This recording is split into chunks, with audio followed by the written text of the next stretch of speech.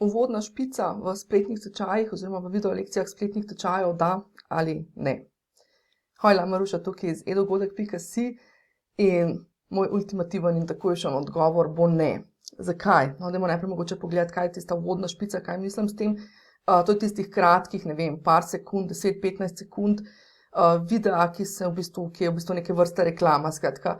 To je lahko še napis, mogoče naš logotip gor skoč, nek tagline, to se pravi nek ta naš slogan, mogoče se pojavi gor in tako naprej. Ne? Skratka, to je tisto, kar je na začetku videa. Velikokrat to vidimo na YouTubeu, na koncu, lahko je celo še na koncu, tisto, ne vem, outro, špica oziroma ven gre, ne, pač in out. Skratka, to je zelo pogosto, kar vidimo v video vsebinah, v video, ne rekla lekcijah, ampak v nekih video vodičih in videih na splošno na YouTubeu. In tam je logika, ne. Zakaj to vidimo? Zato, ker mi tam naključno, kot bom rekla, nekdo, ki brska neko vsebino, naključno vidimo neke videe in so te videi zabrandani. Torej so oznamčeni, markirani, skratka, da v bistvu neke vrste zasidrajo v spomin, to bom rekla, tisto naš ime, mogoče zraven še glasba, ki še mogoče dodatno zasidra se v naš spomin in tako naprej. Ne? Skratka, vsa poanta, kot sama vidim teh video vsebin, ki imajo neke intro špice oziroma pač neke te uvodne špice, je bolj poanta, torej bolj v tem nekem znamčenju, brandingu in tako naprej.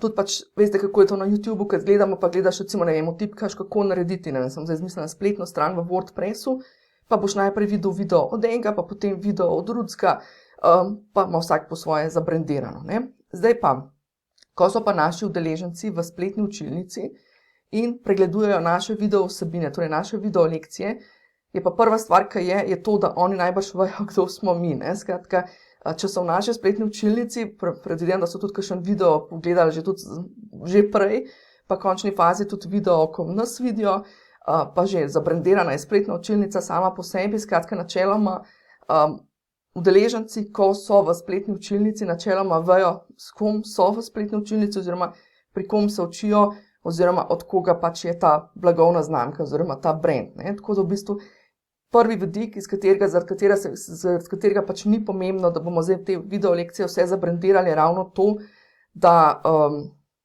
vejo, kje so, ne, skratka, ne rabimo mi dodatnega brandinga tam delati, torej spletna učilnica ni prostor, kjer bomo delali branding, ne, branding naredimo že, pač usidramo že nekje prej.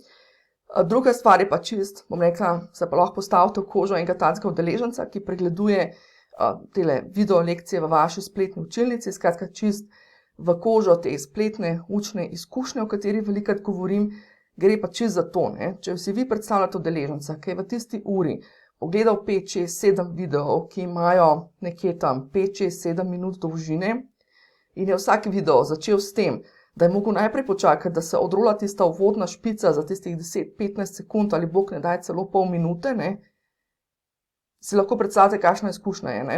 Sama sem enkrat to preizkusila, sem šla v eni spletni učilnici oziroma pač en spletni tečaj je to imel in verjemite, da po 3., 4. videu, kjer vsakič moraš začeti s tem, da najprej gledaš tisto uvodno špico, ratajo stvari annoying oziroma po domače rečeno tečne, zoprne in odvečne. Tako da, ko gradite spletno učno izkušnjo in kadar se sprašujete, ali nekaj dati noter ali ne, se vedno postavite v čevlje udeleženca in se vprašate, kakšna bo to spletna učna izkušnja, ko bo to udeleženec predeloval v realnosti, ne. To se pravi, ko ne bo to samo en video, ki ga vidi na YouTubeu ali pa ki ga je naključno zagledal na Facebooku, ampak je to video, ki je že 3., 4., 5. v vrsti v tistih pol ure in mora spet vsakič ponovno gledati tisto špico.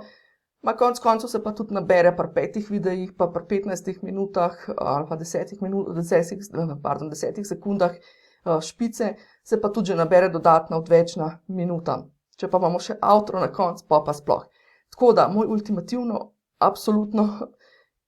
moj absolutni odgovor je torej ne.